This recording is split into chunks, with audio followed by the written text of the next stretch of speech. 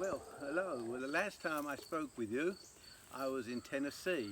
I've left Tennessee and I'm back on the farm where I just love to be. And before I left Tennessee, it was said to me that you really need to do something on the banjo. So I got the banjo out. I didn't have the banjo with me in Tennessee, just the fiddle. So I've got the banjo out and I thought I would do a song that's very, very popular in this neighborhood here. It's a song called Mississippi Sawyer, or Mississippi Sawyers, plural, some people call it.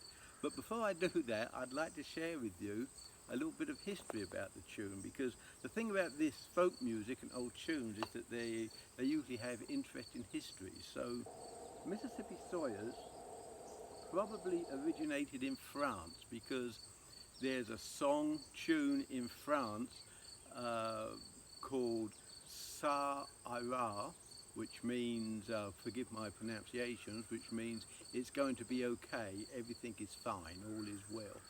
And this song was popular in the 1780s, and it was said that Marie Antoinette used to play it on the harpsichord, which was rather ironic, since the song became the battle tune, the battle hymn of the French Revolution.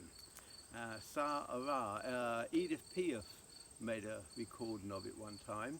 Anyway, from being the battle song of the French Revolution, it made its way over to the British Isles, and in the Orkneys and in the Shetlands, it's known as "Have you any more ado?" which means, have you anything more to say, anything to do? Anyway, but I never really heard the tune played very much in England, except as a fife and drum arrangement, and apparently it was a tune that was used by marching armies, definitely in France and Great Britain.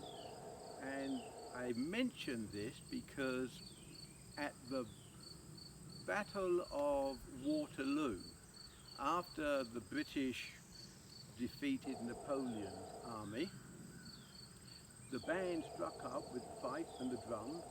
The band struck up Sawyer, and Wellington immediately caused them to cease playing. And now you might think that's because he didn't like the tune, but actually he was being politically correct at the time, because you didn't want to inflame passions in front of a defeated army by playing their battle cry. So Wellington caused them to stop playing that, and I think they went on to play "Lie Down You Croppies" or something. I don't know. This is all good stuff that you can Google. Anyway, when it come to the Americas, the name become changed to Mississippi Sawyer, and I do not know why it's Mississippi Sawyer.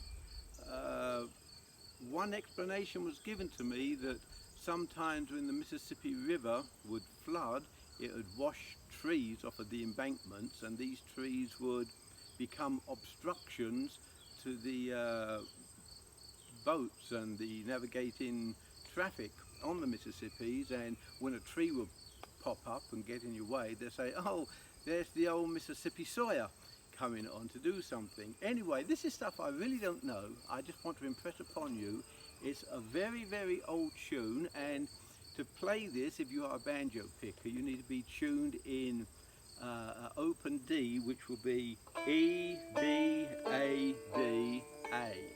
So, and it works best if if your banjo isn't exactly in tune, to have it a little bit out with your basses perhaps a little sharp, but just so long as it makes you happy. And this makes me happy, so maybe we're all happy together. Here we go, Mississippi Sawyers.